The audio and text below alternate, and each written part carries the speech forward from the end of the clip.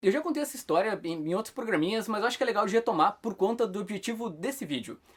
Ao longo da minha vida, eu fiz várias investidas lendo quadrinhos. Na verdade, eu sempre li quadrinhos, né? Turma da Mônica, Tio Patinhas, coisas do tipo. E algumas coisas de super-heróis quando eu era pequeno, mas eu não entendia nada. Aí na minha adolescência eu tentei ler de novo e também não consegui, porque eu não conseguia seguir as sequências e tudo mais. Talvez se eu tivesse me esforçado mais, né? Eu poderia ter atingido esse objetivo. Mas o importante é que eu só fui começar a ler regularmente quadrinhos lá em 2006, 2007, quando eu entrei na faculdade.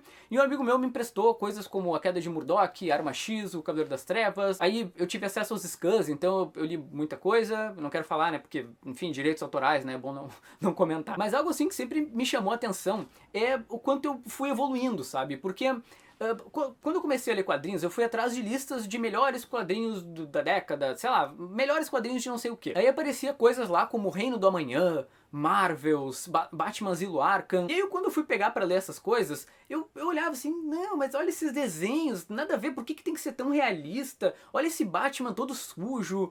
E aí o que eu queria ler? Vingadores do Bendis, olha aí, era isso que mais me chamava a atenção na época. Aí com o tempo eu fui atrás de coisas da cultura pop que eu conhecia, tipo Death Note, eu colecionei lá as primeiras edições do mangá, eu fui atrás de Sin City porque eu tinha visto o filme, então peguei toda a coleção lá do Frank Miller, 300... Mas uma coisa engraçada é que eu adorava super-heróis. Embora eu tenha lido essas outras coisas, eu gostava muito de quadrinhos de gente com cueca por cima da calça. Eu não via necessidade, por exemplo, e não entendia as pessoas que gostavam de Vertigo. Eu olhava assim, cara, por que eu vou ler essa coisa adulta? Tem esse monte de super-heróis aqui e tudo pra eu descobrir. Nossa, por que os seres humanos precisam ler coisas assim? Cara, eu era um cara que eu tava começando, então tu tem esses pensamentos estúpidos. Então eu não conseguia ver um Alex Ross da vida e pensar, caraca, que desenho legal, sei lá, na minha cabeça talvez ele batesse fotos das pessoas, não desenhasse, não levasse um mês pra fazer uma edição. Ou mesmo como eu falei da Vertigo, né? Eu pensava, pô, quero ver coisa adulta, eu vou ver um filme, que eu sempre gostei muito de cinema, uma série. Mas enfim, é engraçado que hoje em dia a Vertigo se tornou o meu selo favorito de quadrinhos, é a coisa que eu mais gosto de ler, sabe? Aí eu lembro que lá em 2010 eu resolvi dar uma lida em alguma coisa da Vertigo porque eu vi que eu gostava muito de Constantine, né? Essa época eu já tava devorando tudo que é fase que eu podia ler do Constantine. Então eu fui atrás da revista da Vertigo porque eu vi que era o mesmo selo, né? Pô, vá que isso seja legal, né? Por que não? Aí acho que em 2010, mais ou menos, eu resolvi dar uma lida na mensal da Vertigo da Panini. E aí eu conheci Vikings, que era, acho que é nórdicos, né? Que é Northlanders, enfim, Vikings. Caraca, minha cabeça explodiu. Eu olhei aquele cara com aquela espada e metendo espadaço em todo mundo, e o sangue, e aquele tempo onde só existia fúria, e era tudo resolvido na espada.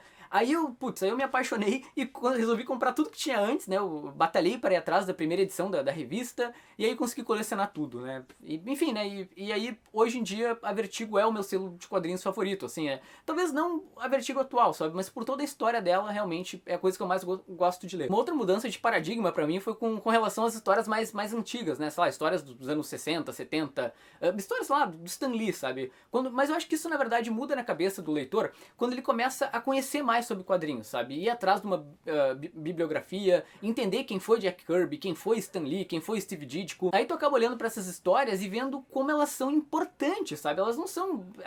Ok, elas são escapismo e muitas vezes bobas, mas elas foram muito importantes para aquela mídia que tu gosta tanto. Mas eu acho que no fundo, a coisa mais bacana que eu aprendi com essa evolução como leitor é que alguns quadrinhos eles têm um momento para ler, eles têm o seu clima.